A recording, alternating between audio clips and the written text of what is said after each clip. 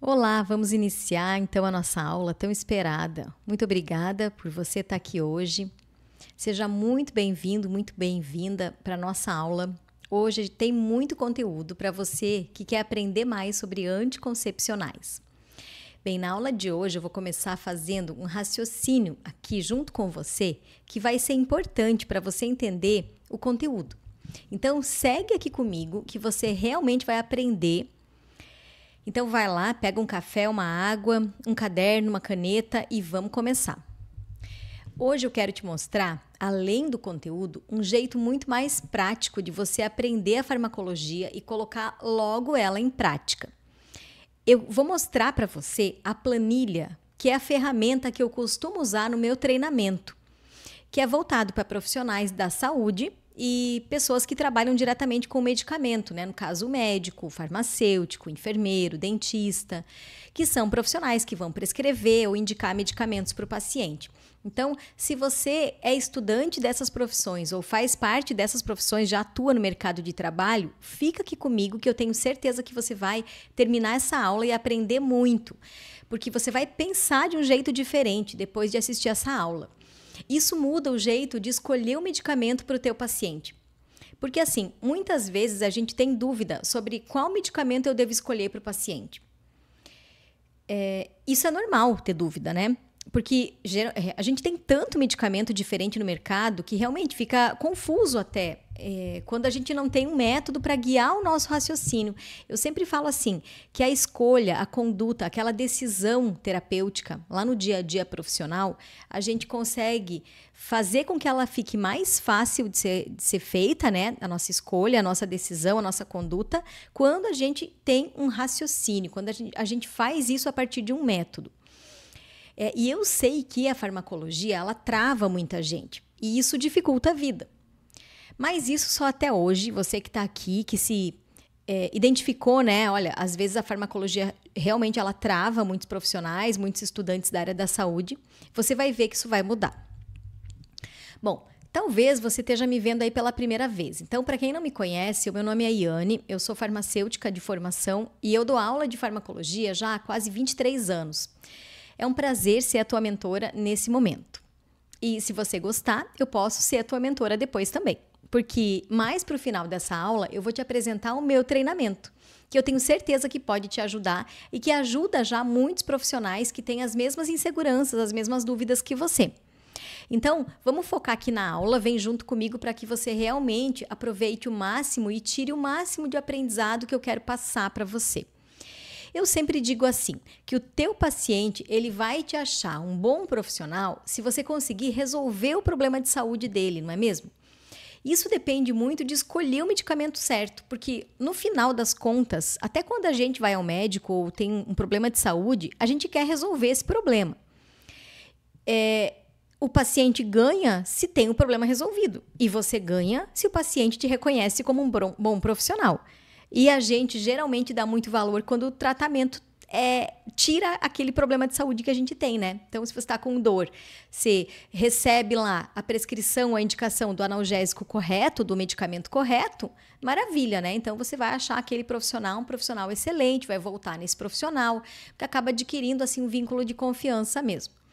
Então, vamos começar que eu tenho muita coisa boa para a gente conversar, para eu passar para você hoje também. Bom, a primeira coisa que eu quero fazer é perguntar para você o seguinte. Eu quero saber de você o que te trava ou o que trava o teu conhecimento em relação à farmacologia e em relação à prescrição, à escolha do medicamento para cada paciente. Pensa um pouco sobre isso. O que te trava para aprender a farmacologia e para colocar ela em prática? Ou para aprender sobre medicamentos e sobre a escolha do melhor medicamento para cada paciente. Eu sei que um dos motivos que trava muita gente, que eu ouço isso, é o seguinte. O pessoal fala assim, eu não aprendi farmacologia. Ou então, eu não tenho aquela base da farmaco que poderia me ajudar para escolher o medicamento. Muitos dos meus alunos até me procuram e falam assim, professora, cada vez que eu tenho que ler alguma informação sobre medicamento, tem coisa lá que eu não consigo entender ou não me lembro. E aí, claro, a pessoa fica perdida, né?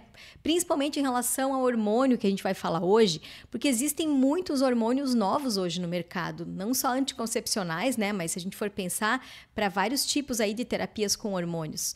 E aí você precisa conhecer para saber se aquela paciente, no caso se for uma mulher, vai ter vantagem ou vai ter um risco adicional com aquele hormônio, como é o exemplo dos anticoncepcionais que a gente vai ver hoje. Só que a gente só consegue compreender bem essa questão dos hormônios quando a gente entende a farmacologia deles. E tem muita coisa lá da farmacocinética, da farmacodinâmica que é necessária para entender a ação dos hormônios, o seu mecanismo, os efeitos adversos que ele causa.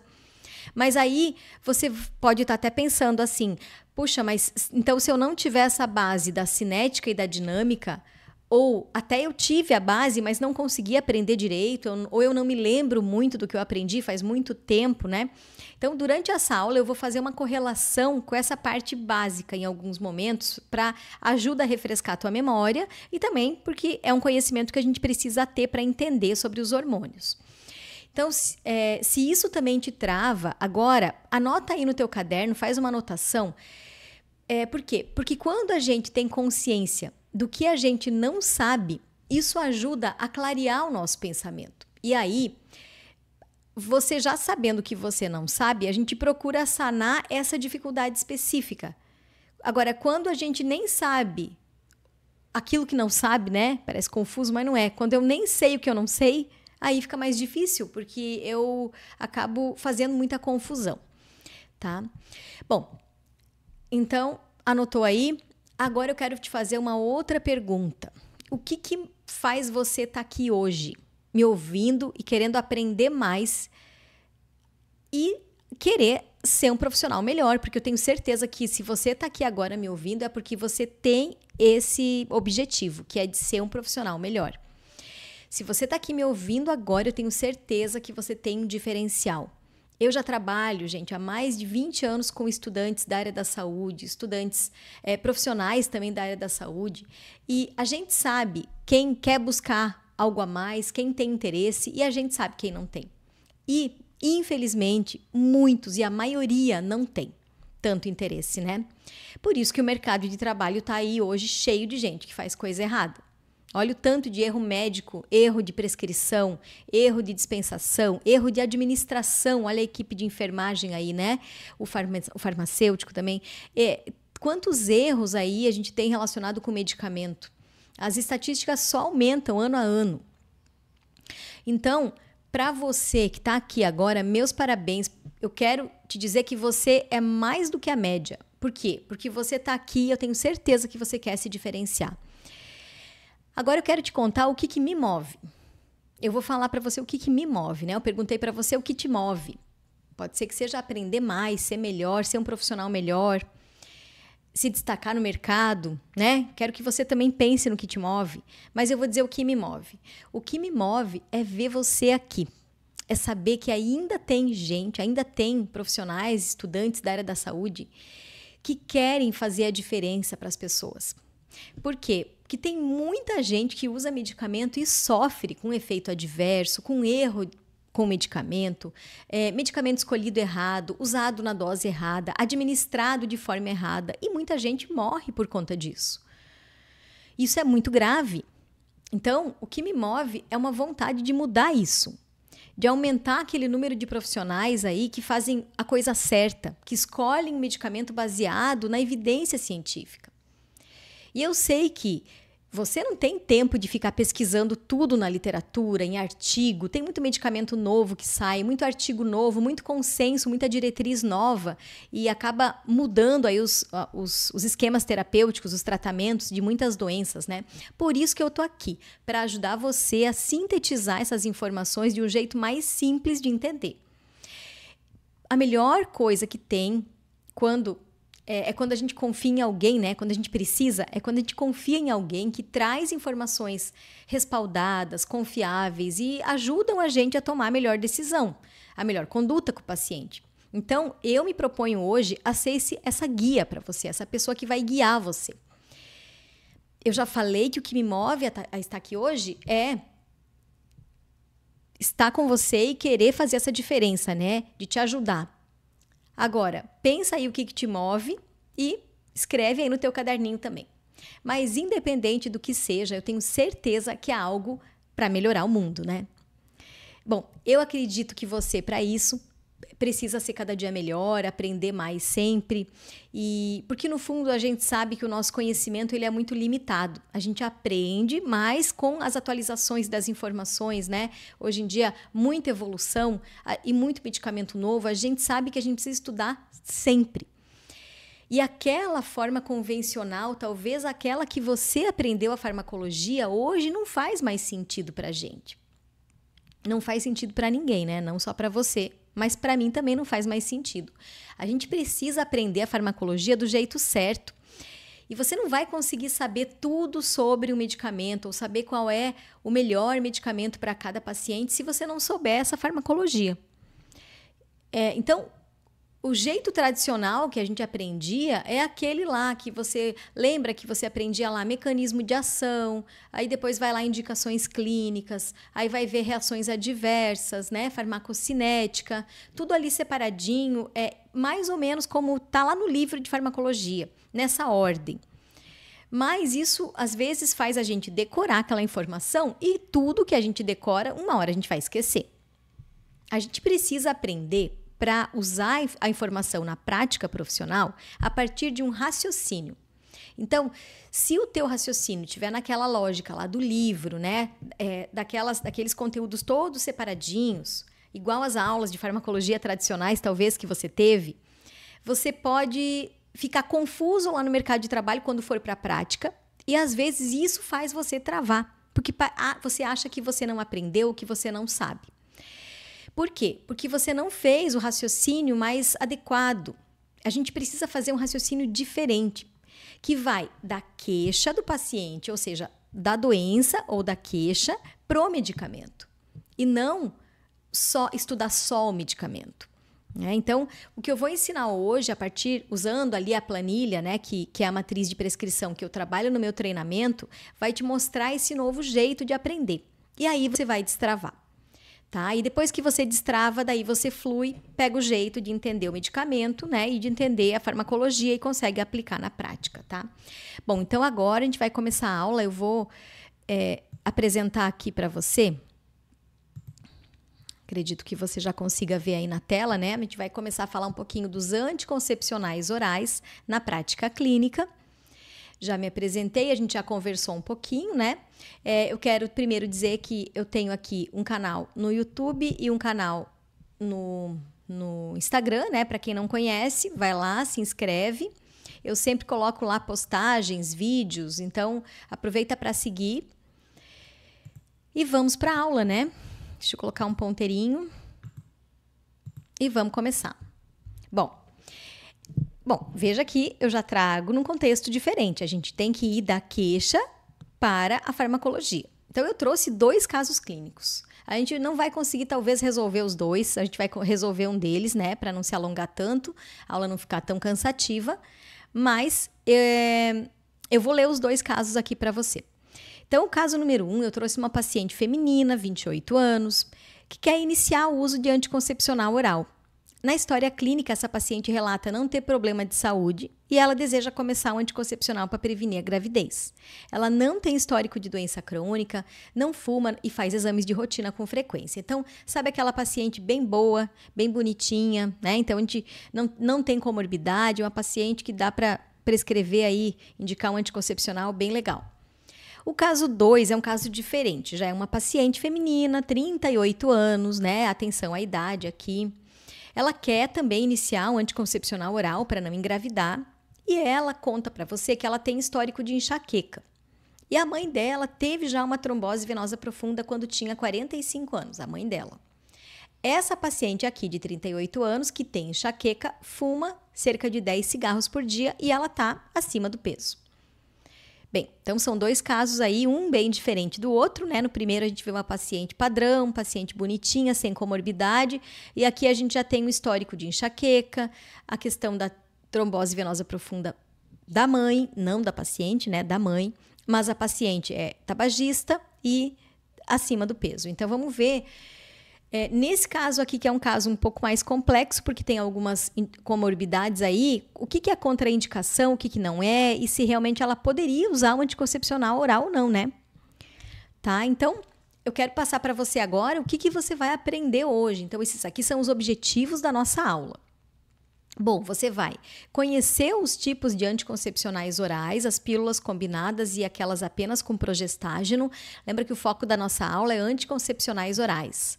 A gente sabe que tem muitos outros tipos de anticoncepcionais aí, tem injetáveis, né? Tem adesivo transdérmico, tem o implante subcutâneo, tem o DIU hormonal, tem o anel vaginal, mas a gente não consegue dar conta de falar tudo numa aula só. Então, eu foquei no anticoncepcional oral porque realmente é aquele método mais usado, né? O mais comum de prescrever.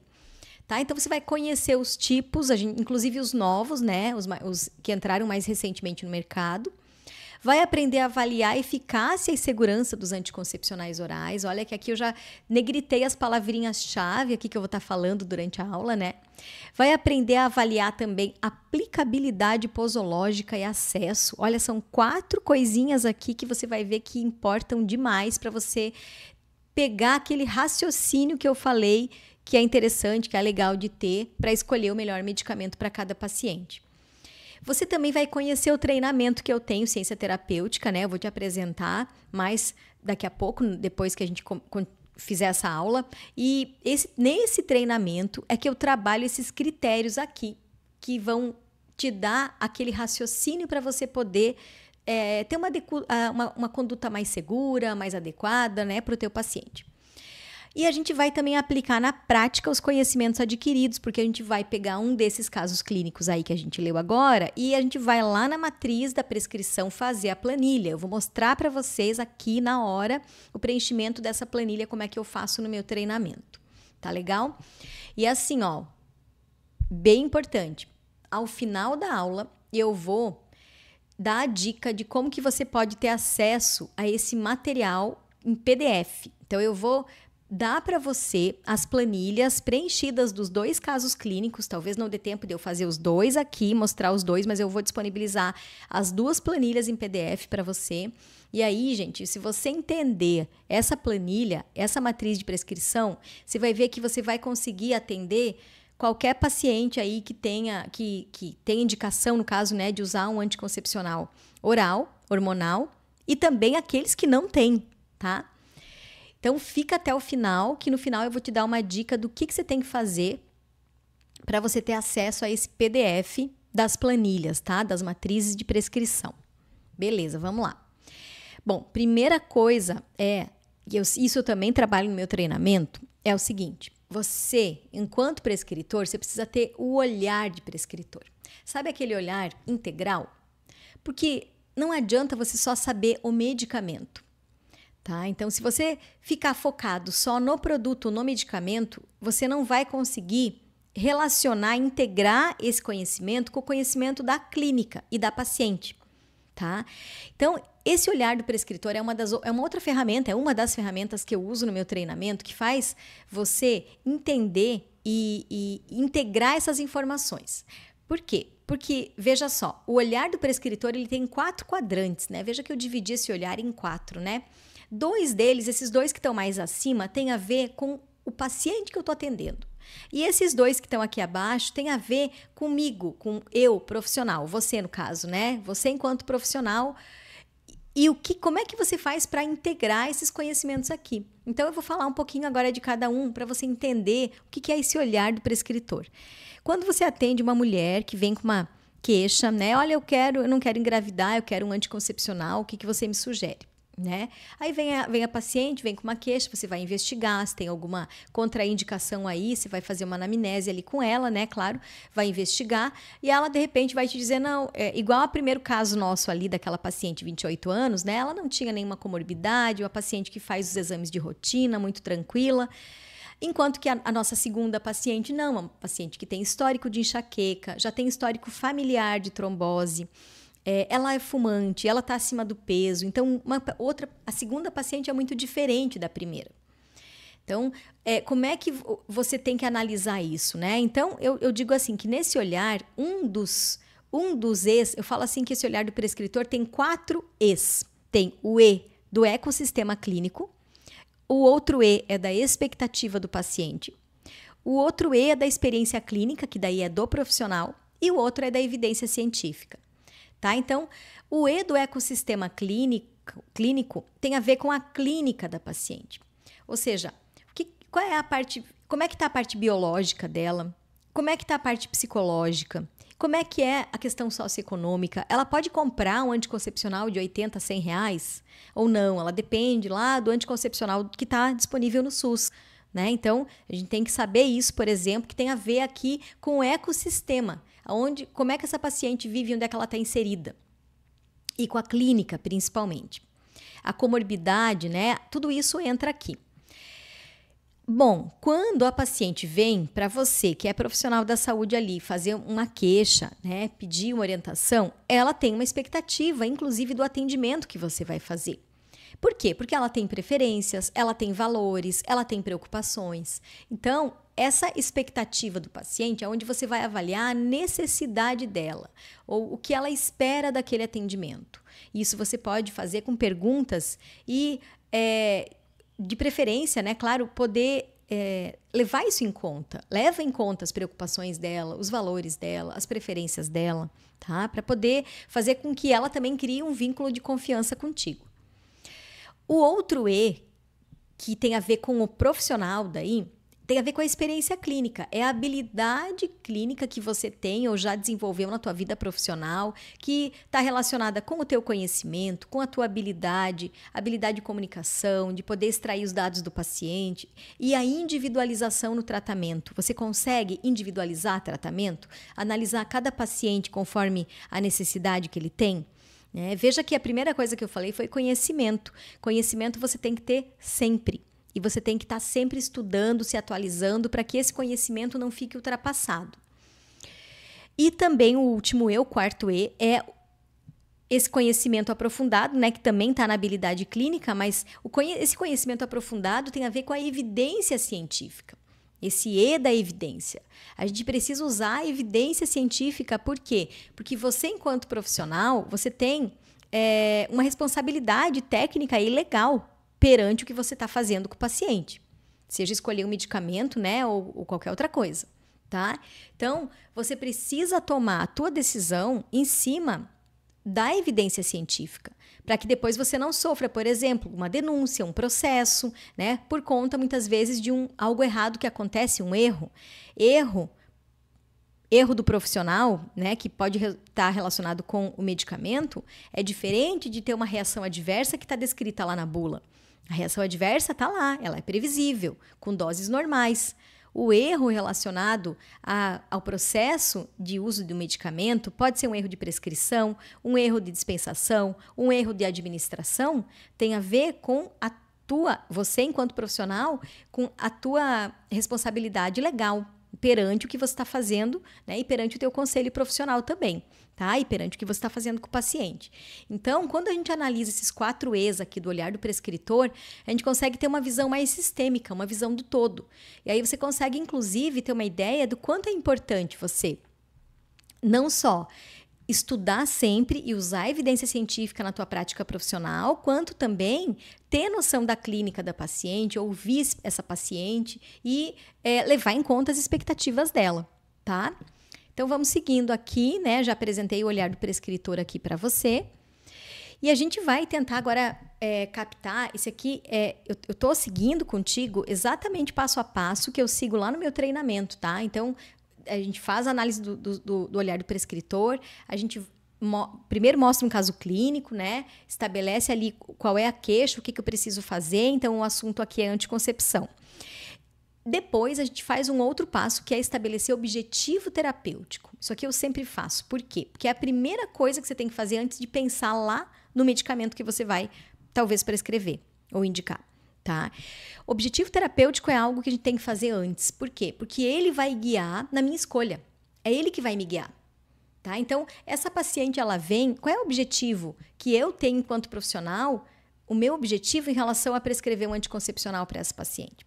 Olha, ela me diz que ela quer evitar a gestação. Esse é o principal objetivo. Correto. Né?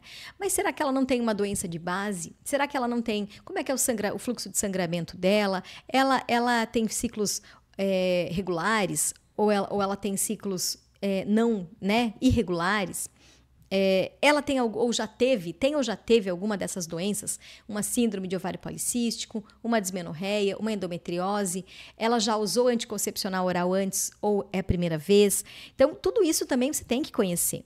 Tá? Porque muitas vezes a paciente quer só evitar a gestação. Pelo caso que a gente analisou ali, a nossa primeira paciente de 28 anos, ela só quer evitar a gestação, ela não tem nenhuma outra doença de base. Agora, se tivesse uma paciente ali com muita cólica, muito fluxo menstrual, um sangramento uterino anormal, talvez tivesse que realmente avaliar, né, com exames, né, exames de imagem aí e exames laboratoriais, se não tem uma outra doença ali de base antes de prescrever o anticoncepcional. Isso é importante. Então, não é para toda paciente que a gente vai prescrever de uma forma tão rápida, né? Muitas vezes tem que investigar antes. Uma outra coisa que eu coloco aqui, porque em alguns casos, algumas mulheres com anemia ferropriva podem se beneficiar do anticoncepcional porque ele diminui fluxo menstrual.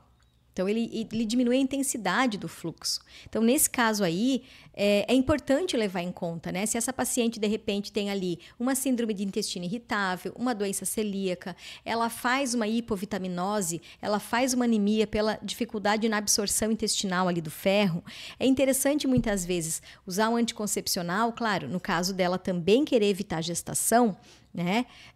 Aliar os objetivos terapêuticos aqui para também melhorar essa anemia. Claro que não é um tratamento específico para anemia, a gente sabe disso, né? São os sais de ferro aí, o tratamento padrão para anemia ferropriva, mas a gente sabe que em muitos casos a perda de sangue mensal da mulher, ela é muito extensa e acaba atrapalhando nesse quadro aqui, principalmente quando tem doenças intestinais associadas. Então, o ideal, o que é quando a gente pensa em objetivo terapêutico? É associar objetivos conforme a necessidade da paciente. Então, veja que o objetivo terapêutico é algo que eu digo que é o ponto mais importante que você tem que pensar antes de começar a pensar no grupo farmacológico e no medicamento. Bem, e aí a gente precisa daí pensar naqueles critérios. Lembra daqueles critérios que eu negritei naquele slide quando eu falei assim, o que a gente vai aprender hoje? Então, a gente vai aprender sobre eficácia dos anticoncepcionais, que tem a ver lá com o mecanismo de ação. A gente vai aprender sobre segurança dos anticoncepcionais, que tem a ver, gente, com reações adversas e contraindicações. Aí, aqui, a gente precisa saber, por exemplo, lá, relacionar com os 4Es, né? Com aquele ecossistema clínico, né? Com a expectativa da paciente, tá? A aplicabilidade posológica também a gente relaciona com a expectativa da paciente, porque ela pode vir dizendo assim, olha, eu não sou boa para tomar remédio, eu não consigo tomar remédio todo dia, uma pílula talvez não seja a melhor escolha. Né? Por quê? Porque depende dela lembrar de tomar aquele comprimido todo dia no mesmo horário. Então, aqui a gente também tem que analisar a expectativa dela. A via de administração, um injetável muitas vezes é melhor para essa paciente. A posologia, né? Então, injetável e outras vias, né, que não são orais daí.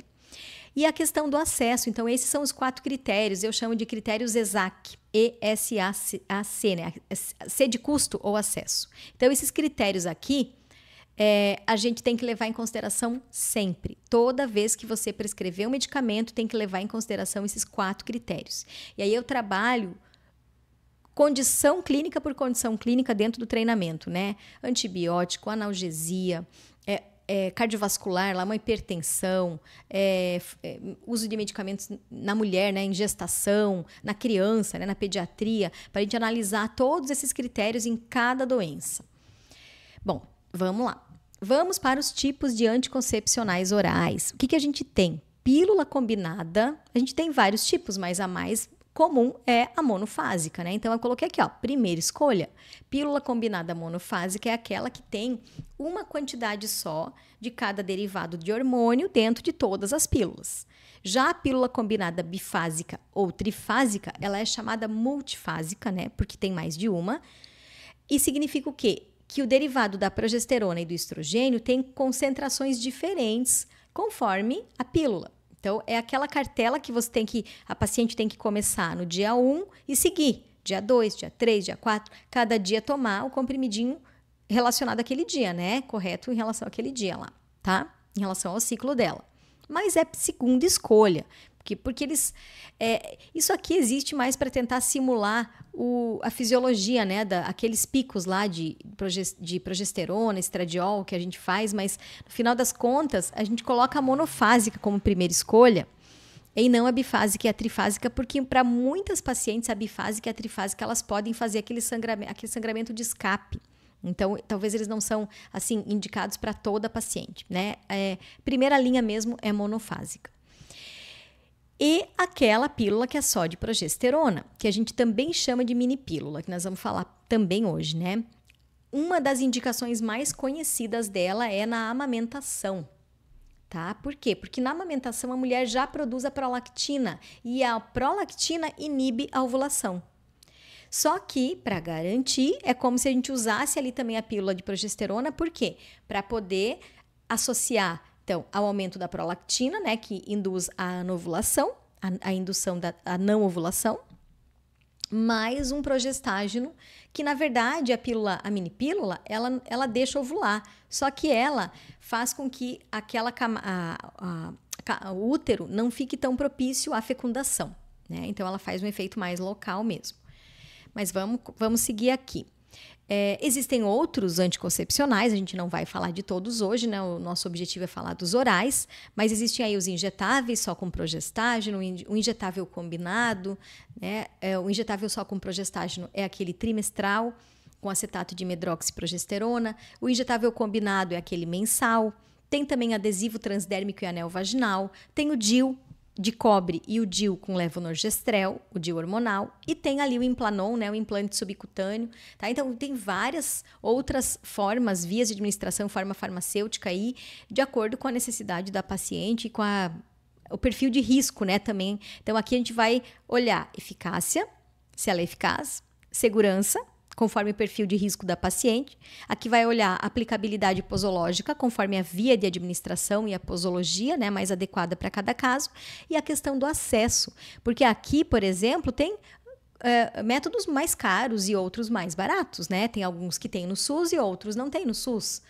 Então, tem que analisar isso também. Por isso que eu sempre falo dos 4 critérios, que você já começa a criar um raciocínio aí no teu cognitivo na hora de escolher o medicamento. Mas vamos falar agora dos anticoncepcionais orais. E aí os combinados, né? Vamos primeiro para os combinados. O nosso anticoncepcional oral combinado, ele tem um derivado do estrogênio e um derivado da progesterona. Falando do derivado estrogênico, qual que é o derivado estrogênico mais comum dentro dos anticoncepcionais combinados orais? É esse aqui, etinilestradiol. É o nosso estradiol, só que etinilizado, né? Tem uma molécula ali diferente um pouquinho. Eu até coloquei o nosso estradiol aqui, que é análogo ao natural, mas hoje existem poucas marcas que têm estradiol. Por que a maioria das marcas tem etinilestradiol e não estradiol? Então, agora eu começo aqui a trazer aquela informação lá da farmacocinética, que é importante para a gente... Lembra daquela base, né, que eu falei antes? Pois é, aquela informação lá da farmacocinética que é importante para você entender as diferenças hoje dos medicamentos. Por que a gente não tem um análogo muito mais parecido com o análogo natural nosso dentro do anticoncepcional? Causaria muito menos risco de tromboembolismo, por exemplo. O etinilestradiol é o que mais causa risco de tromboembolismo e não o estradiol, análogo ao natural. Só que qual é o problema? O nosso estradiol, análogo ao natural, se a gente for colocar ele num comprimidinho, o nosso fígado metaboliza muito lá no metabolismo de primeira passagem e faz uma perda muito extensiva. Então, é como se eu tivesse que tomar uma dose muito alta de estradiol para poder ter um tiquinho assim lá biodisponível no sangue. Então não vale a pena. O etinil estradiol já é uma molécula que é mais estável na passagem hepática na primeira passagem hepática. Então, ela chega mais concentrada no sangue. Então, por isso que a gente usa o etinil estradiol dentro da pílula, do comprimido do anticoncepcional, e não o estradiol natural. O estradiol natural está mais naquele método de reposição hormonal no climatério, que nem chama mais reposição, né? Chama TH, terapia hormonal no climatério. Ele também está lá no injetável mensal. Por quê? Por que no injetável pode e no oral não pode? Olha a farmacocinética de novo. Porque o injetável, a gente não tem o processo de metabolismo de primeira passagem. O injetável, ele cai direto na corrente sanguínea. Ele vai direto via intramuscular, não precisa passar pelo trato, pelo tubo digestório, igual a pílula precisa, tá? Então, nesse sentido aqui, o estradiol tá nas apresentações injetável e também na terapia hormonal do climatério, porque não é por via oral, é por via transdérmica, por via vaginal, ok? Outra coisa de diferença dos dois é que o etinil estradiol faz mais impacto metabólico naquela cascata de coagulação e nos lipídios. Então, veja que o impacto no fígado do etinil estradiol é maior. Então, ele faz o fígado trabalhar mais. Lembra que agora eu vou falar da farmacodinâmica. Olha como é importante lembrar daquela base lá de mecanismo de ação de farmacodinâmica. Etinil estradiol, todos os anticoncepcionais que a gente está falando aqui, eles são o quê? Eles são moléculas de hormônio, correto?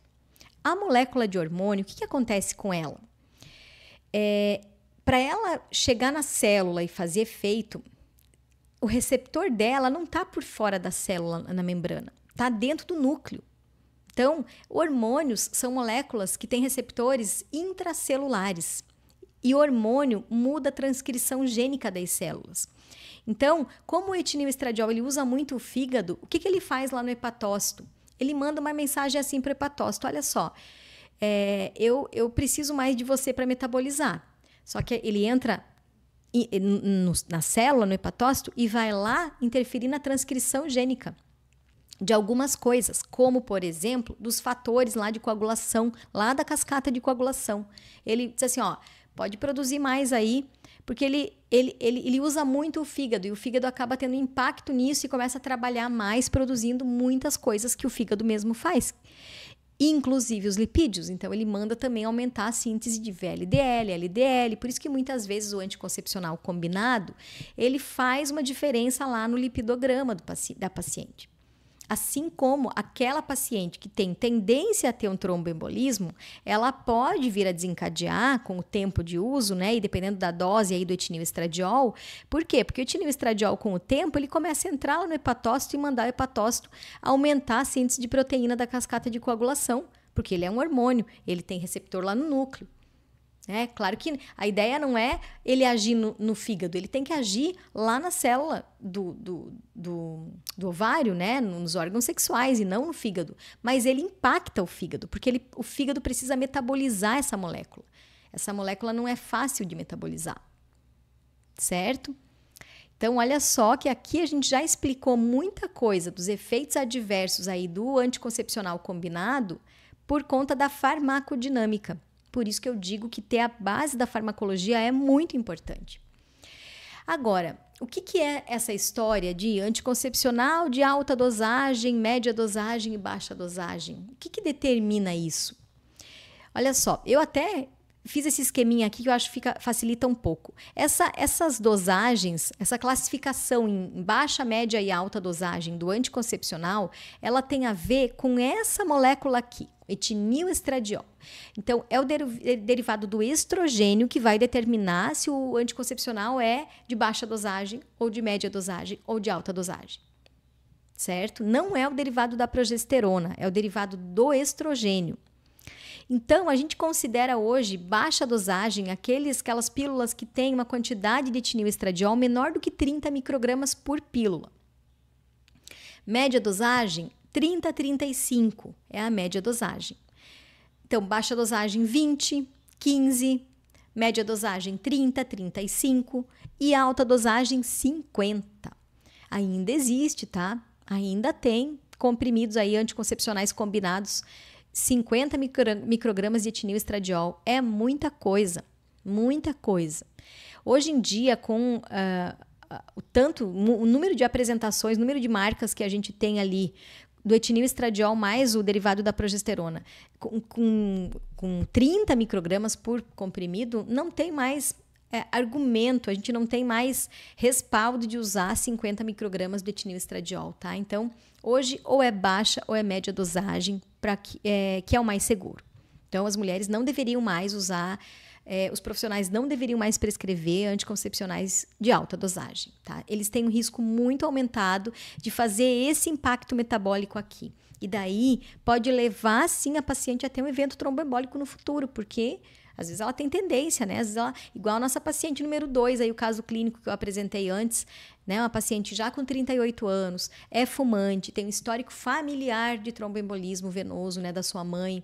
Então, imagina prescrever um anticoncepcional aí com etinil-estradiol 50 microgramas, né? É botar essa paciente em muito risco, é aumentar muito o risco dela.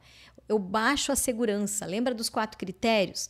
Eficácia, segurança, posologia e acesso, né? Custo. Então, o segundo critério é segurança. E a segurança conta muito aqui. Então, você tem que conhecer o perfil da paciente e conhecer o perfil do fármaco também, do medicamento, para poder escolher o melhor medicamento para cada caso. Vamos agora para o derivado dos progestagênicos, né? Ou da progesterona, no caso. Então, eu dividi em gerações. Essas gerações têm a ver com o tempo que elas entraram no mercado. Então, as mais antigas são noretindrona e noretinodrel. Depois, a segunda geração, que hoje é a mais usada ainda, levonorgestrel, né? Que é o que está no SUS aí, norgestrel. Levonorgestrel também está na mini pílula, também está na pílula do dia seguinte, também está no DIU hormonal. A terceira geração é o desogestrel, gestodeno e norgestimato. E a quarta geração, drospirenona, dienogest e nomigestrol. Então, nós temos aqui a boa parte da segunda, terceira e quarta geração ainda muito, muito, muito usados no dia a dia, na prática. Coloquei aqui algumas diferenças, né? Então, assim, ó, desogestrel, que é a terceira geração. Hoje a gente tem a pílula só de progestágeno à base de desogestrel, de uso contínuo. E olha a grande vantagem do desogestrel. É uma pílula só de progestágeno? É. Ela faz alteração de endométrio? Faz. Só que o desogestrel também diminui receptores de estrogênio no endométrio. Então, veja que o desogestrel é um progestágeno e faz papel antiestrogênico, que acaba sendo benéfico. Por quê? Porque daí o estrogênio não consegue mais se ligar lá, né? Então, aquilo que está relacionado com o efeito do estrogênio, né, no endométrio, acaba reduzindo, e isso é importante para evitar a gestação. Então, é uma pílula que tem uma eficácia muito boa para evitar a gestação. E faz a amenorreia, que também pode ser uma vantagem, né? A drospirenona isolada também é um derivado de progestagênico que a gente usa bastante. Ela diminui a síndrome pré-menstrual, todos os sintomas, ela melhora a pele, organiza o sangramento irregular e tem na cartela 4 comprimidos de placebo. Então, a mulher, às vezes, ela pode simular um sangramento, né? Similar, claro, à menstruação, mas não na mesma intensidade, usando a drospirenona isolada. Dienogest e nomigestrol, que daí é a quarta geração, né? Também junto com a drospirenona, eles podem ser associados ao etinil-estradiol, são seletivos para o endométrio, tendem a causar menos efeitos colaterais sistêmicos, então eles são mais seguros, eles têm menos impacto metabólico no fígado, menos impacto em metabolismo lipídico, em comparação com os outros progestagênios. E o dienogest é o que mais tem ação antiandrogênica em comparação com o nomigestrol. Então, pensando no dienogest, a vantagem dele é ação antiestrogênica. Então, veja que só desses derivados de progestagênico que a gente usa hoje, já dá para ver uma diferença grande entre eles. Então, assim, gente, derivado do estrogênio que a gente viu antes, ele tem a ver com aquela classificação de risco e risco de tromboembolismo, claro, né? E aquela classificação lá de média, baixa e alta dosagem. O derivado da progesterona tem muitos fármacos. É diferente do derivado do estrogênio, que é só etinil-estradiol praticamente. O derivado da progesterona tem um monte de fármaco. Tá? Vou mostrar para vocês agora uma outra tabelinha que eu também gosto bastante, aqui só para a gente poder localizar. Olha, aqui está o levonorgestrel, então ele tem uma ação bastante progestagênica, tá? Então aqui mostra os hormônios derivados de progesterona e as atividades, ó, relacionada à atividade progestagênica, estrogênica, androgênica, antiandrogênica. Eu vou parar por aqui, porque senão a gente fica muito tempo, tá? Mas olha só que legal. Aqui a gente consegue ver todos eles são derivados de progesterona, então todos eles vão ter ação progestagênica. Agora, quais deles têm mais ação estrogênica? O acetato de norethisterona, os outros não têm. Muitos têm, como, por exemplo, que a gente falou antes ali, o desogestrel, né? Ele tem ação antiestrogênica, tá? Porque ele se liga e antagoniza receptor de estrogênio. Alguns têm atividade androgênica e outros têm atividade antiandrogênica. O que isso importa? Androgênio qual é, gente? Androgênio é testosterona, tá? Então, vamos pensar naquela mulher que tem lá uma comorbidade associada, uma doença de base, ela é amenorreica, ela tem ciclos irregulares e ela tem obesidade, ela tem crescimento de pelos pelo corpo, acne, ela tem resistência à insulina, e aí a gente, né, ela vai no médico e tal, e o que geralmente vem o diagnóstico? Síndrome ovário policístico, síndrome de ovários policísticos, né? Aquela paciente com síndrome de ovário policístico, geralmente ela tem um excesso de androgênio, um hiperandrogenismo. Então, a gente não vai poder usar para ela, por exemplo, se ela quiser evitar a gestação, claro, um anticoncepcional que tem atividade androgênica, porque ela já tem um hiperandrogenismo. Então, eu tenho que evitar a medroxiprogesterona, evitar a norethisterona, evitar o levonorgestrel, o gestodeno, o desogestrel, porque eles são androgênicos. O que é o ideal de escolher para essa paciente com síndrome de ovário policístico? Um hormônio, um progestagênio que tem atividade antiandrogênica. Isso aqui também é farmacodinâmica. É a base da farmacologia que você tem que entender para poder saber escolher o melhor medicamento para cada paciente. Então, olha só o que tem aqui, ó, acetato de ciproterona 3 cruzes. Ele é o que mais tem atividade antiandrogênica de todos os progestágenos.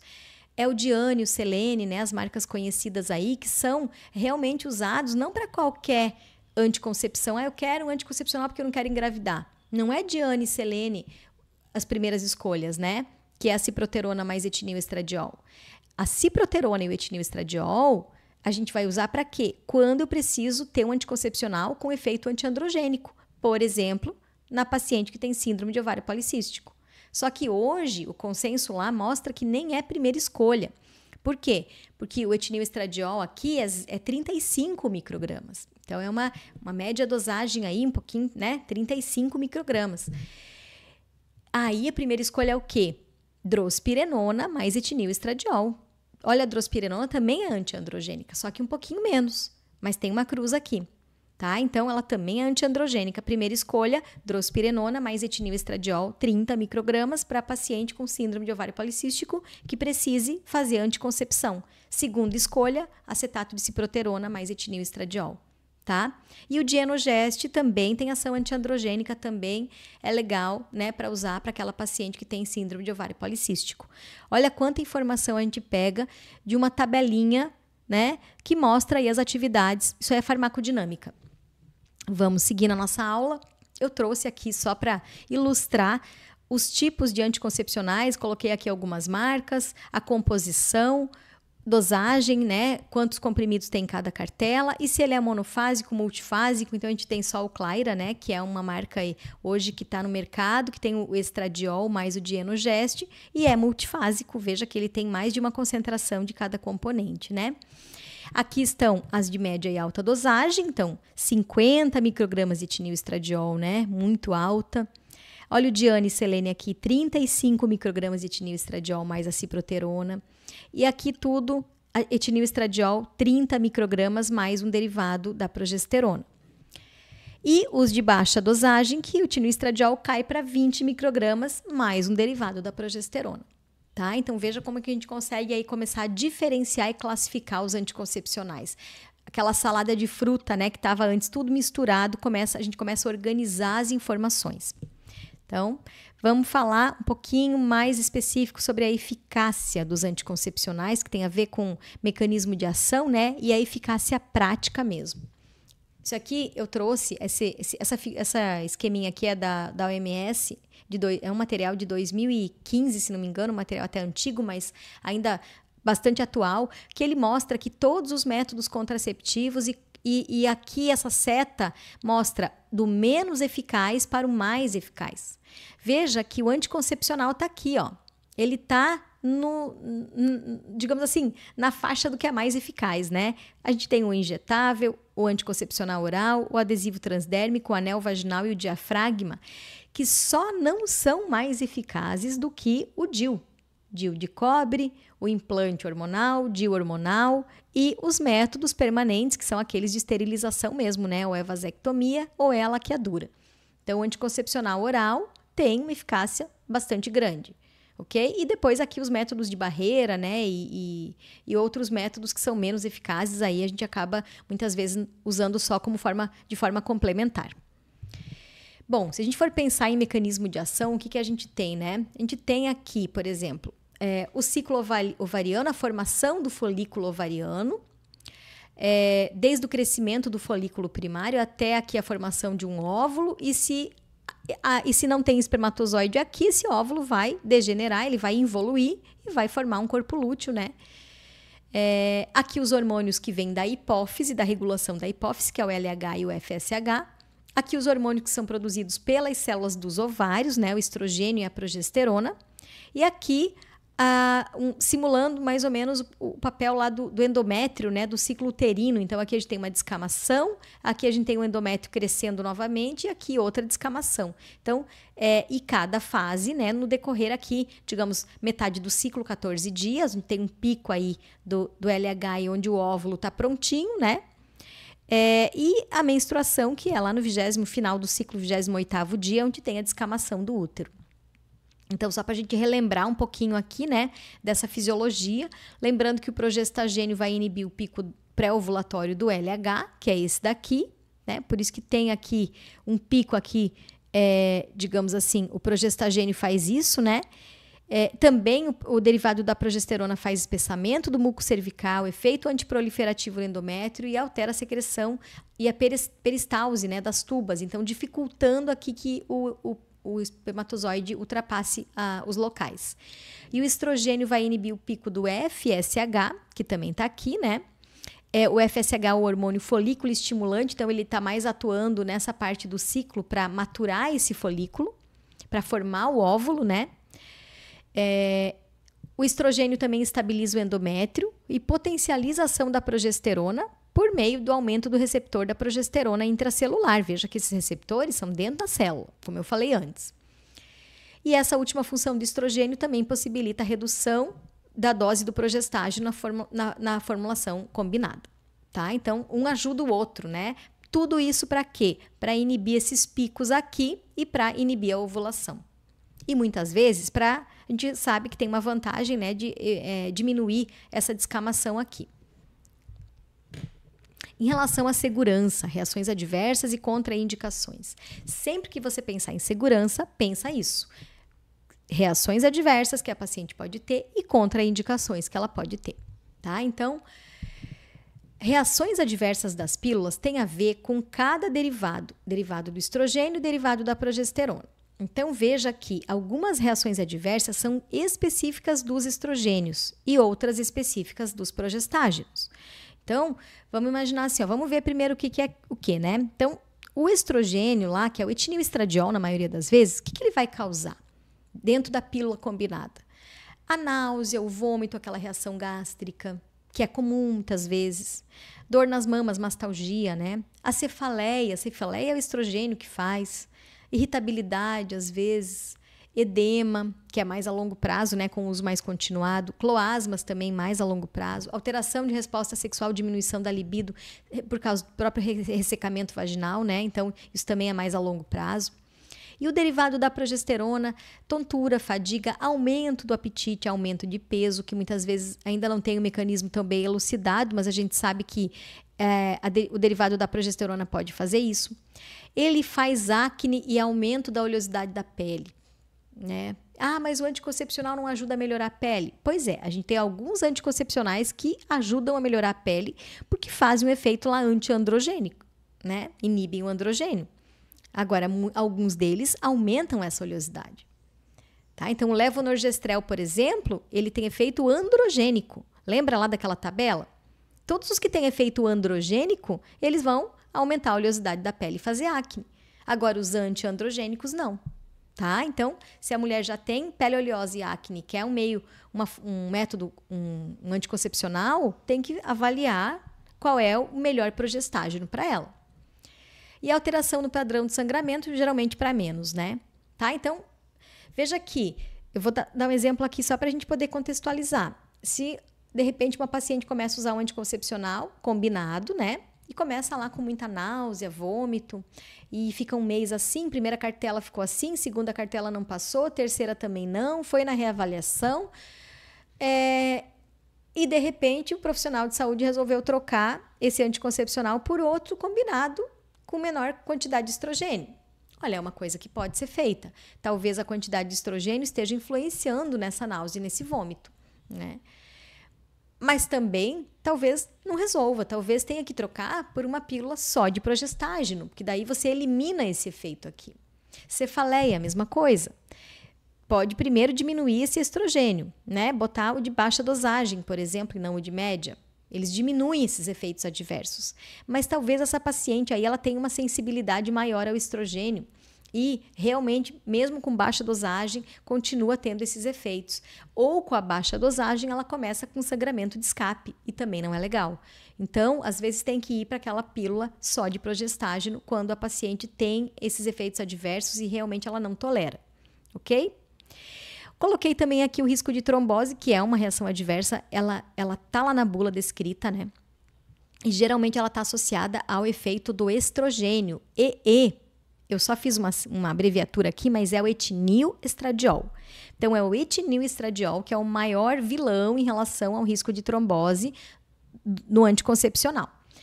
E esse efeito pró-coagulante do etinil-estradiol acontece lá no fígado, como eu já falei antes, né? Ele aumenta a produção dos fatores de coagulação e quanto maior a dose do etinil-estradiol, mais chance vai ter de fazer isso. Então, é dose dependente. Tá? Então, doses menores que 50 microgramas de etinil-estradiol reduzem pela metade o risco de trombose venosa profunda, se comparada com essa taxa quando a mulher usa doses maiores ou iguais a 50. Tá? Então, por isso que anticoncepcional lá com 50 microgramas de etinil-estradiol é muita coisa. Vamos baixar para 30. Né? Não precisa usar os 50 para ter um efeito anticoncepcional. Né? Você só aumenta o risco de tromboembolismo aqui. E a taxa de trombose é de 8 mulheres em 10 mil. Não é tão elevada, né? Mas a gente sabe que tem um risco aí envolvido. E o levonorgestrel, que é o mais androgênico, é o mais seguro em relação ao risco de trombose. Ele aumenta em 2 vezes o risco quando comparada a usuários, a não usuários de métodos hormonais. E os demais progestágenos talvez não sejam tão androgênicos, né? Assim como o levonorgestrel, aumentam um pouco mais o risco, mas na verdade o que mais aumenta o risco é o etinil-estradiol mesmo. Agora imagina, né? A mulher que já tem uma tendência, se ela usa uma pílula combinada, ela pode ter bastante chance aí, né, de ter um evento tromboembólico se usar a pílula por muito tempo. Bom, então aqui lembrando, né, só que tem a questão da dosagem, e quanto menor a dosagem, menor o risco de trombose.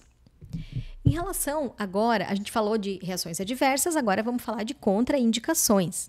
Contraindicações, a gente tem um manualzinho bem legal, que é o da OMS. A OMS determinou isso e depois a Federação Brasileira de Ginecologia e Obstetrícia, a FEBRASGO, ela também utiliza o mesmo, adaptado, né, da OMS, ao mesmo documento. Tá? Então, a OMS estabelece o seguinte, que o anticoncepcional pode ser usado quando a condição clínica da paciente, daquela comorbidade, daquela doença associada, está na categoria 1 e 2.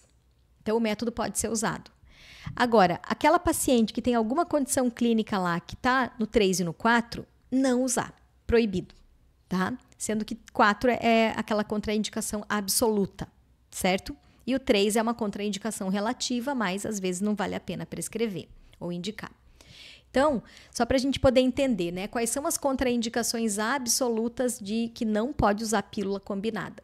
Histórico pessoal de trombose venosa profunda e embolia pulmonar. Então, a pessoa já teve, a mulher, aquela que vai usar o anticoncepcional, já teve um episódio. Contraindicação total. Realização de cirurgia de maior porte recente, também contraindicado. Trombofilia, doenças valvares, né, das válvulas cardíacas. Tabagismo junto com idade superior a 35 anos. Lúpus, e aí, claro, doenças cerebrovasculares, né? E aí, infarto agudo do miocárdio, AVC, tanto atual quanto pregresso, histórico, né? E enxaqueca com aura.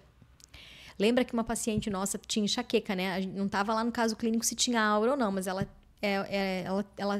era portadora de enxaqueca, a paciente 2. Hipertensão arterial não controlada. Puerpério, né? Então, logo após o bebê nascer, a mulher está amamentando, ela não deve usar a pílula combinada, né? Mas sim é só com progestágeno.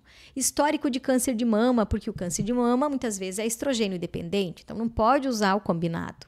Histórico de câncer hepático maligno também, não benigno, né? Daí tem indicação. E contraindicações relativas é quando alguém da família teve um evento tromboembólico. Já é um sinalizador? É uma contraindicação, mas ela é relativa. Você até pode prescrever, tá? Mas lembra que aqui é o 4 e aqui é o 3. Então, muitas vezes, se você quer adotar ali uma conduta mais conservadora, não vale a pena prescrever em nenhum dos casos. Tabagismo, idade menor inferior a 35 anos, enxaqueca sem aura, hipertensão controlada, diabetes mellitus sem doença vascular, e doenças hepáticas benignas são aquelas contraindicações relativas. E quando que você pode indicar ou prescrever um anticoncepcional? Pacientes em período pós-cirúrgico que não imobilização prolongada, porque daí não tem maiores riscos, né, de eventos tromboembólicos. Aquelas cardiopatias de válvulas não complicadas. Lúpus, quadro menos complicado, né, geralmente sem a síndrome antifosfolípide. Mulheres acima de 40 anos, sem outras comorbidades. Fumantes menores de 35 anos podem, né? Desde que ela não chegue nessa idade e reavalie, né?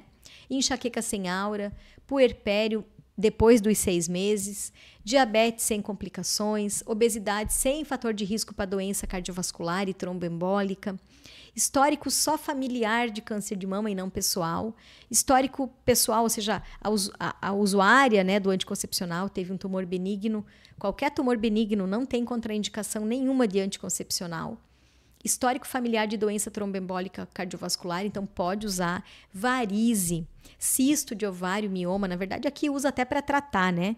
O anticoncepcional até trata síndrome de ovário policístico e miomatose também. Tá? Então, existem situações, claro, que você vai proibir, não vai usar, e tem situações que você pode prescrever. Tá? Então, estamos seguindo na aula, né? A gente já viu o critério de eficácia e o critério de segurança. Vamos ver o critério agora de aplicabilidade, que é o outro critério que é bem importante, que tem a ver com a melhor via de administração e posologia. Claro que aqui a gente não vai falar muito aí das outras vias, né? A gente está na via oral e a posologia é sempre 1 ao dia, né? A pílula é sempre usada 1 vez ao dia. A questão é se a gente esquece, né? O paciente esqueceu, né? Então, esqueceu e passou de 12 horas do período do esquecimento, o ideal é descartar aquela, continuar a cartela e usar método de barreira por 7 dias. Agora, vamos imaginar que tomava sempre no mesmo horário, né? Que o ideal é isso, 8 horas da noite, deu 10 horas da noite e ela lembrou. Passou 2 horas, não tem problema, tá? Se for menor do que 12 horas, toma aquela que esqueceu e segue, né, tomando o restante da cartela. No caso, daí não precisa usar método de barreira. Questão de diarreia e vômito também é interessante, por quê? Porque o vômito, se ele acontecer, tem alguns materiais que falam que até 2 horas ou até 3 a 4 horas, né? Tem que tomar de novo a cartela. Diarreia intensa também pode fazer perder o efeito, né, da pílula. Então tem que tem que cuidar um pouquinho com essas questões aqui, porque pode, nesse caso, se a mulher usar uma de baixa dosagem, ela pode ter uma perda da eficácia. Eu vou até mostrar para você como é que isso acontece. Olha só, esse aqui ilustra bem, né? Porque é um gráfico que mostra a concentração do fármaco no sangue e pelo tempo. Então, cada dia toma uma pílula, né? Agora imagina que aqui ela esqueceu 2 dias. O que acontece com aquela concentração que estava ali num platô, não estava oscilando? Ela começa a cair. E quando atinge esse nível aqui de concentração, fica na dose subterapêutica, abaixo do nível terapêutico desejado. Ou seja, se isso aqui for mais no começo do ciclo, ela pode ovular e engravidar. Tá? Então, veja que até retornar esse platô demora. Aí, de repente, ela esqueceu de novo lá no outro dia. Olha o que acontece. Ela fica muito tempo do ciclo com a dose lá embaixo, subterapêutica. Isso aqui faz ela ovular, né? Ainda mais se for de média e baixa dosagem, a pílula. Tá? Então, veja como é importante a adesão ao tratamento, explicar isso para a paciente, né? Então, é importantíssimo. Outra coisa que tem a ver com a aplicabilidade é a questão das interações medicamentosas. Então, a gente tem aí interações medicamentosas com antibióticos, com anticonvulsivantes, que eu já vou falar daqui a pouquinho. E a gente também tem umas orientações importantes aqui. Sobre efeitos adversos, quais são leves, quais são graves, quando tem que retornar, né, qual efeito adverso vale a pena retornar. Então, por exemplo, a náusea, dor de cabeça leve, sensibilidade nas mamas, é até normal, né, no começo do ciclo de acontecer, na primeira cartela, na segunda. Aquele sangramento intermenstrual também é normal no começo, desde que ele não continue muito tempo, né? Esses efeitos leves devem desaparecer com o tempo do uso. Agora, efeitos mais graves, aí sim, né? Olha, por exemplo, dor intensa nas pernas, falta de ar, dor no peito, dor de cabeça muito intensa, distúrbio visual, aí você tem que voltar no profissional que te atendeu, que te indicou a pílula e reavaliar, porque pode indicar uma enxaqueca, um evento tromboembólico, né? Então, tem que procurar atendimento médico, sim. E aí as interações, né? A gente tem anticonvulsivantes, antirretrovirais, a rifampicina e o hipérico. Todos esses fármacos fazem indução enzimática lá no fígado. Gente, aqui de novo, farmacocinética. Olha a importância de você conhecer a farmacocinética, a base da farmacologia, para poder fazer a orientação correta para o teu paciente, no caso aqui para a tua paciente. Então, usuárias de anticonvulsivantes, às vezes não é porque tem epilepsia. Às vezes está usando um anticonvulsivante para dor neuropática, ou então para estabilização de humor, ou então para profilaxia da enxaqueca, né? Que nesse caso até o combinado nem é mais indicado. Antirretroviral, HIV positivo, rifampicina para paciente com tuberculose e o hipérico, que é usado, né, muito fitoterápico, muito usado para depressão leve. Então, isso aqui junto com o anticoncepcional vai diminuir a eficácia do anticoncepcional. E até eu coloquei aqui quais são os antibióticos que mais fazem isso, olha só. Rifampicina é o que a gente sabe que vai interagir, vai diminuir o efeito do anticoncepcional, mas a amoxicilina, a azitromicina e metronidazol, que são os 3 mais usados aqui, também podem fazer isso.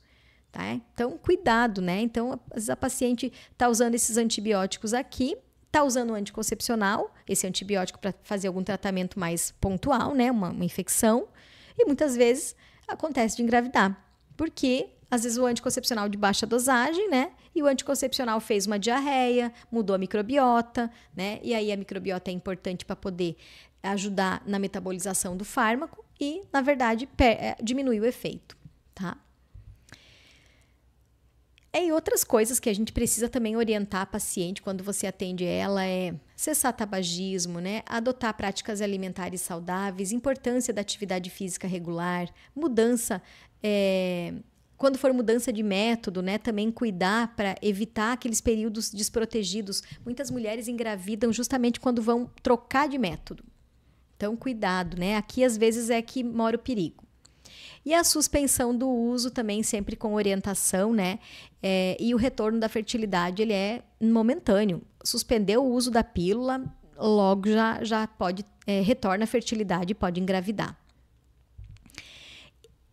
eu finalizo a minha aula, né? A gente finaliza a aula aqui, eu coloco aqui as referências para você, para quem quiser consultar depois. E eu quero agora passar para você a resolução daquele caso clínico que a gente estava trabalhando, que eu mostrei no comecinho, né? Então, eu vou mudar de tela aqui para você ver o nosso caso clínico. Então, lembra do nosso caso clínico? Deixa até eu voltar aqui um pouquinho. Só para a gente poder repassar. Então, a gente fez a nossa aula, agora a gente vai fazer o nosso caso clínico. Vou fazer o caso clínico número 1, que tem mais anticoncepcionais aí, tá? Aí depois, para quem ficar até o final da aula, eu vou avisar como é que você vai fazer para você ter acesso ao caso clínico número 2. E a 1 também, né? Que daí eu vou disponibilizar isso em PDF. Então, vamos lá.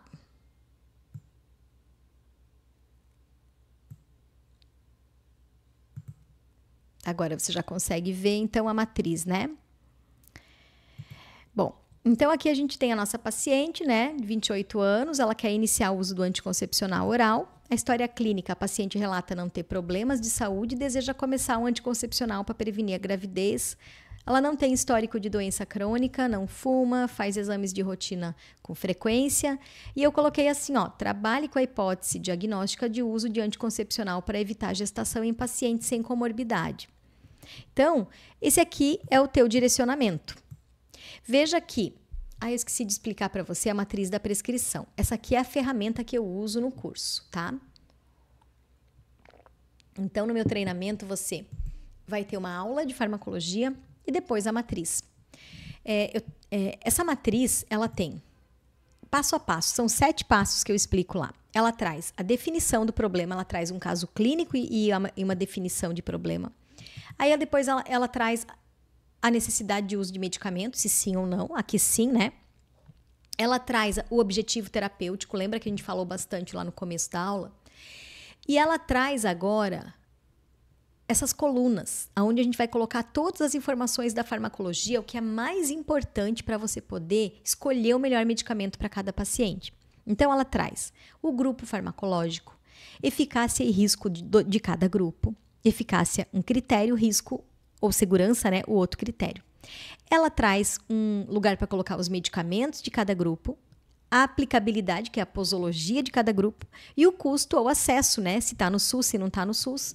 E depois o verso dessa matriz, né? Que eu até vou mostrar para você daqui a pouco, que está aqui, onde tem as informações para o paciente, orientações de uso, né? Então, vamos primeiro ir para o começo. Bom, para essa paciente, ela não tem nenhuma complicação. Vamos sim escolher um anticoncepcional para ela.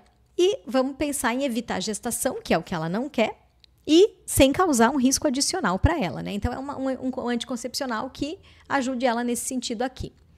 Eu coloquei nos grupos a pílula só de progestágeno isolado. Eu coloquei a pílula combinada monofásica de baixa dosagem. A combinada monofásica de média dosagem. Eu não coloquei a de alta dosagem, porque a gente não prescreve e não usa mais. Tá? Então, vamos pensar na eficácia e comparar a eficácia dessas 3. Pensando na pílula só de progesterona, ela é eficaz para esse objetivo aqui, evitar a gestação, sem causar risco? Sim. Só que pensando na eficácia e comparando com os outros, a gente poderia dizer que ela é menos eficaz do que a combinada, certo? Por quê? Porque ela não vai evitar a ovulação. Ela vai, pelo menos, se a gente for ver... O desogestrel, a gente viu que ele tem um efeito antiestrogênico também, né? Mas geralmente a pílula só de progesterona, ela tem um efeito um pouquinho... Ela altera mais a questão local uterina e pode fazer ovular, né? Pode até evitar a ovulação em algumas pacientes, como o desogestrel, por exemplo, mas na maioria das vezes pode deixar a paciente ovular, só não deixa implantar. Já a pílula combinada monofásica de baixa dosagem, ela tem eficácia. Mas o que os estudos mostram? Uma maior taxa de escape, aquele sangramento interciclo, né? E escape ovulatório em uso real. Porque para algumas pacientes, essa dosagem, aqui a baixa dosagem, que é o 20 microgramas de etinil estradiol, é muito baixinha.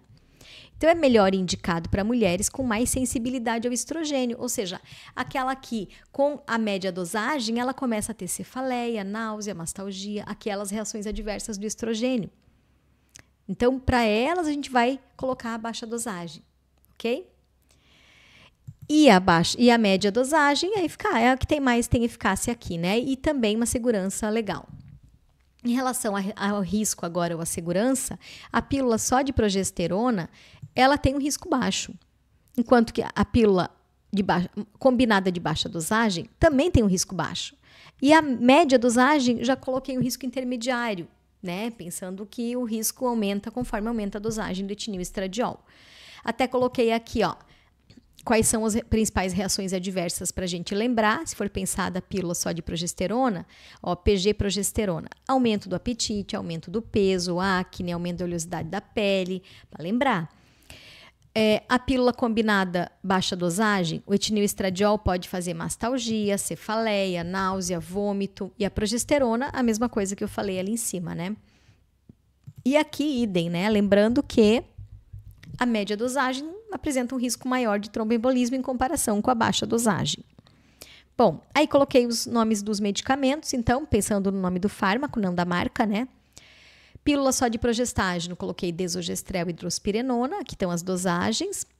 Pílula baixa dosagem, coloquei etinil estradiol mais drospirenona, etinil estradiol mais gestodeno e etinil estradiol mais levonorgestrel, sempre 20 microgramas do etinil estradiol. E o de média dosagem, etinil estradiol mais levonorgestrel e etinil estradiol mais gestodeno, 30 microgramas. Gente, a gente já tem aqui o suficiente para escolher um anticoncepcional para essa paciente. Né? Então, se ela não tem nenhuma contraindicação ao derivado do estrogênio, é mais eficaz escolher uma pílula combinada, ou de baixa ou de média dosagem. E pensando que a de baixa dosagem tem uma taxa de escape ovulatório maior na vida real, é mais sensato escolher uma combinada de média dosagem. A gente poderia escolher, por exemplo, aquela que está no SUS, etinil estradiol mais levonorgestrel, né? Então, até vou colocar aqui, ó, essa aqui está no SUS, ok? As outras não, né? E o que mais que a gente tem aqui? A gente tem, vamos lá, segunda parte da matriz. Efeito do medicamento. Então, evitar a gestação não planejada. O que você tem que explicar para a paciente aqui? Que o início do efeito ocorre a partir do primeiro ciclo, né? E pode ser necessário usar um método de barreira no primeiro ciclo. Não é tomando o primeiro comprimido da cartela que não precisa mais usar o método de barreira. Que cada comprimido tem duração de efeito de 24 horas. Portanto, não é para tomar um de manhã, um de tarde, um de meio-dia, um de noite. É para tomar todo dia no mesmo horário, tá? Em relação aos efeitos adversos, o que você tem que explicar para a paciente? Efeitos leves, azia, náusea, aquela dorzinha de cabeça leve, aquele sangramento no meio do ciclo que é pequeno, pode ocorrer nas primeiras cartelas, mas depois eles têm que parar. Se não parar, volta, retorna. E efeitos mais graves, sentir outra coisa mais grave, retorna. Né? Levonorgestrel é o progesterogênio que tem menor risco de causar evento tromboembólico, lembra? Se for pensar naquele que a gente escolheu. E o etinil estradiol está relacionado com a dose, esse risco. Quais são as principais instruções para passar para a paciente? Tomar o comprimido com água, sempre no mesmo horário. Não há interferência de alimento, não importa se é em jejum, se ela está em jejum, está alimentada. A duração é contínua, até a nova avaliação ou até que o objetivo não seja mais necessário. Ah, mas por quê? Porque as pessoas perguntam, tá, mas até quando dá para usar o anticoncepcional? Dá para usar por 10 anos, 5 anos, 1 ano? Qual é o tempo máximo de uso da pílula combinada, por exemplo, né? Depende. Se a paciente agora tem 28 anos, não quer engravidar, mas com 31 ela quer engravidar, ela usou 3 anos e vai parar. Né? Então, depende do objetivo terapêutico ainda estar vigente ou não.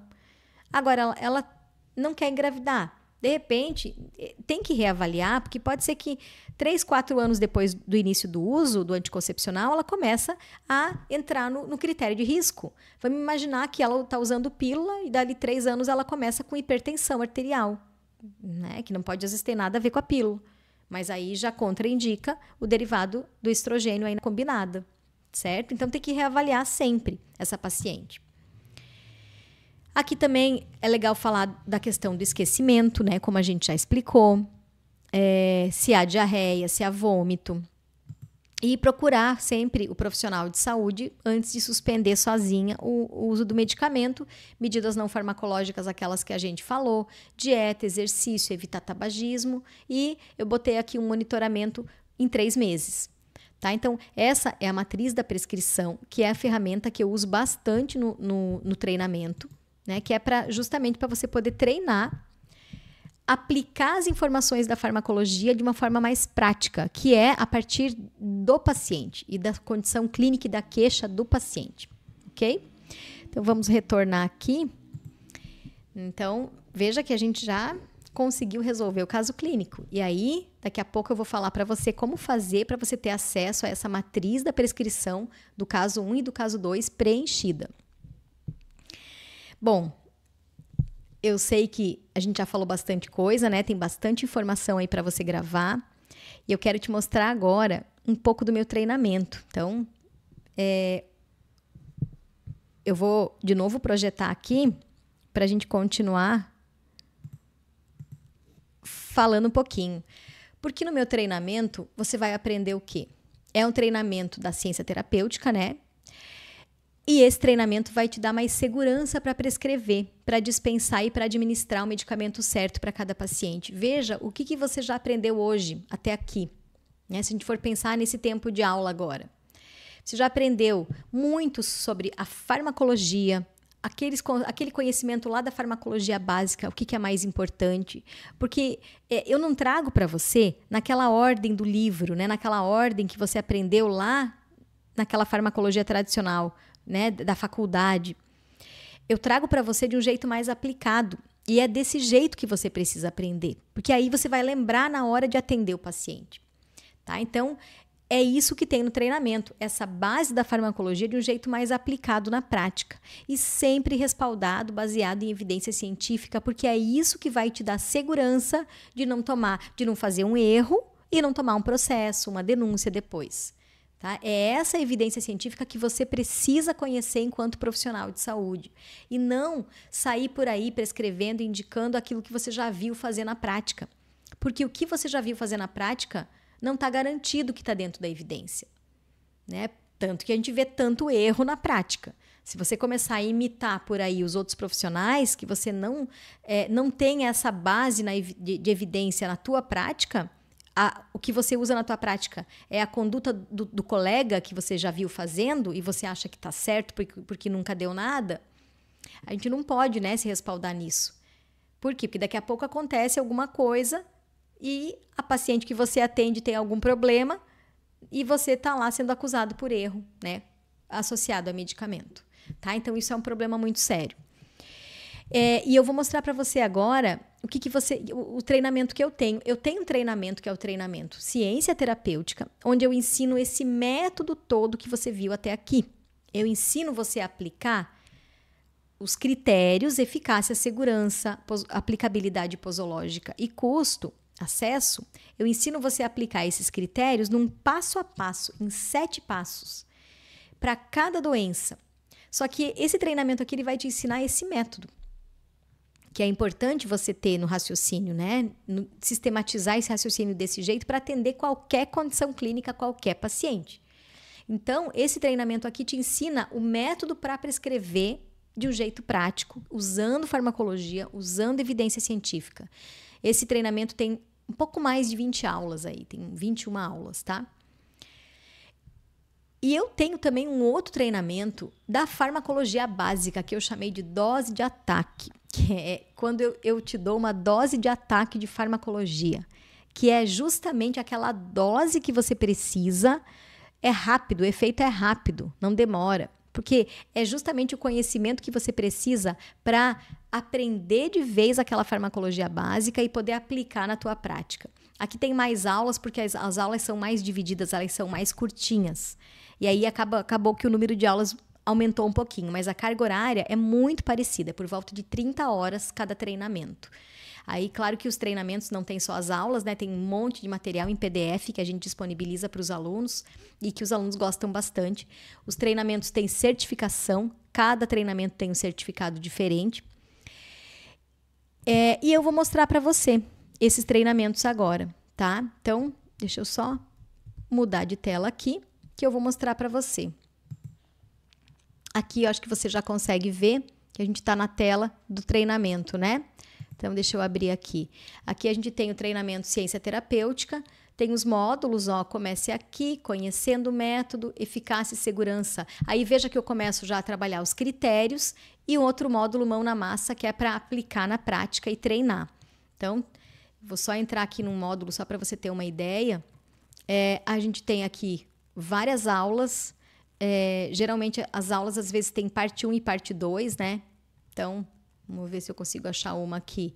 Ó, parte 1 e parte 2. Então, tem várias aulas que tem dois vídeos, né, em cada aula, que você pode fazer no teu tempo, como você achar melhor, ver quantas vezes quiser, baixar. Aqui tem sempre descrição da aula, onde eu faço um resumão de tudo por escrito.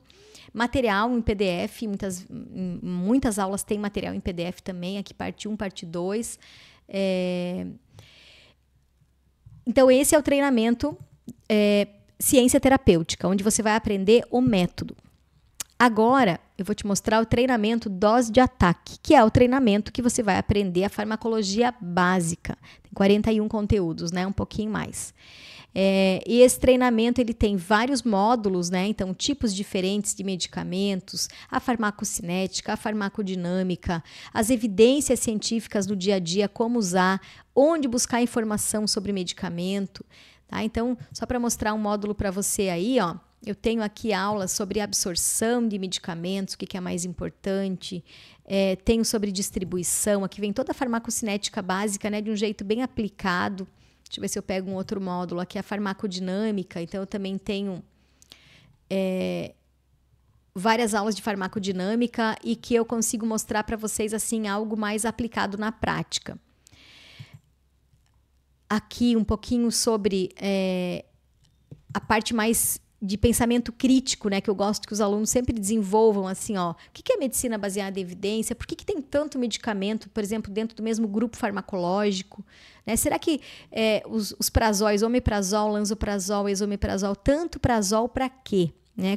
Qual é a diferença entre eles? Então, eu falo tudo isso nessas aulas aqui. Então, são cursos muito completos para quem quer dominar tudo sobre farmacologia, sobre medicamento e se diferenciar na prática profissional. Tá? Então, pode ter certeza que são cursos que você vai adorar. Bom, e o que mais? Aí eu quero mostrar para você, deixa eu voltar aqui para a nossa tela. Isso.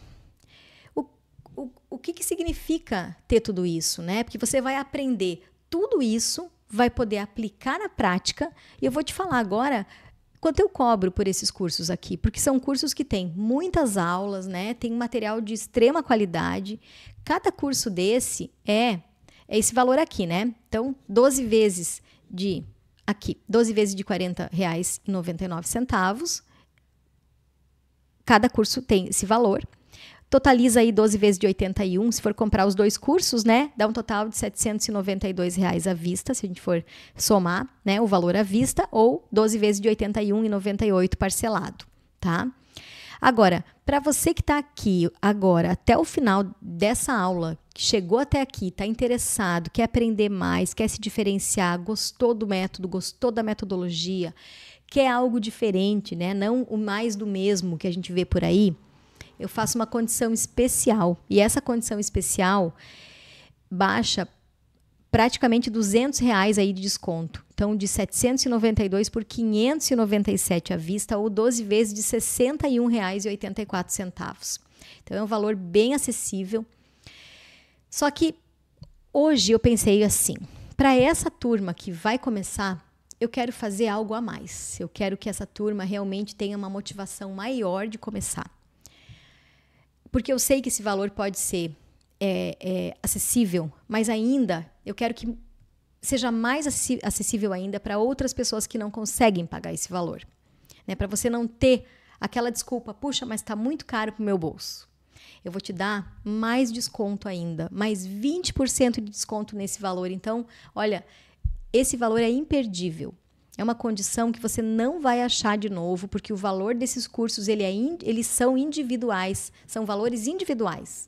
Tá? Então, agora eu estou abrindo para você 20% de desconto com um cupom. O cupom é só digitar lá no site, né? Premium 20 é um cupom de desconto, tá? Então, Premium 20 é o nome do cupom.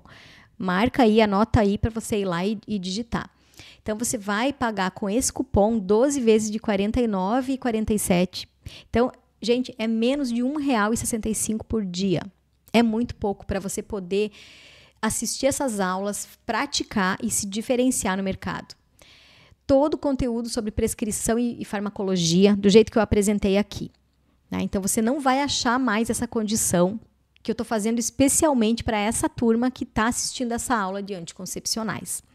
E o cupom, ele está liberado até completar a turma. Vai completar essa turma, eu vou fechar essa turma. E aí não tem mais esse valor. Né? Então, esse link, que é o link onde você vai encontrar esse curso, né? Esse curso combo, né? Porque são 2 cursos em um, você está pagando... você está levando 2 cursos e pagando um, que é a condição premium. Esse link também está na descrição aqui do vídeo, então você pode acessar por aí. Então, eu te aguardo lá, eu quero você dentro dessa turma, aproveita que a gente vai se ver. Eu gosto muito assim de interagir com os alunos e participar do processo de aprendizado. Então, eu vou estar sempre com você, né? Então, não vou ser tua mentora só hoje, mas vou ser tua mentora sempre depois. Então, muito obrigada. E agora, para quem ficou até o final, né? Eu falei que a gente ia fazer... eu ia passar para você, eu quero passar para vocês o PDF das 2 matrizes aí, das planilhas preenchidas. Então, para quem ficou até agora, para ter acesso ao PDF, você vai lá no Instagram Ciência Terapêutica e manda um direct para mim, dizendo assim, ó, eu quero, tá? Você vai lá agora. Isso aí não vai ficar por muito tempo também, né? Então, agora só nos próximos dias, essa aula também não vai ficar por muito tempo no ar. Então, você vai lá e escreve assim, ó, eu quero. E aí eu mando para você o link dos PDFs aí para você baixar, tá bom? Então, primeiramente quero agradecer muito pela tua presença, dizer que foi uma honra, foi um grande prazer poder estar aqui com você, falando para você sobre esse assunto, né? É um assunto que eu gosto bastante de trabalhar e eu sei que é um assunto importante na prática diária do profissional de saúde. Quem prescreve, quem dispensa, quem orienta, quem administra o medicamento, né? Então, todos os profissionais têm que somar aí, fazer uma corrente do bem, dos profissionais que querem fazer o bem pelo paciente, ajudar o paciente. Então, muito obrigada pela presença e quero ver você no meu curso, hein? Quero que você se matricule no meu curso, que eu quero fazer com que você se diferencie, seja um profissional mais diferenciado ainda do que você já é.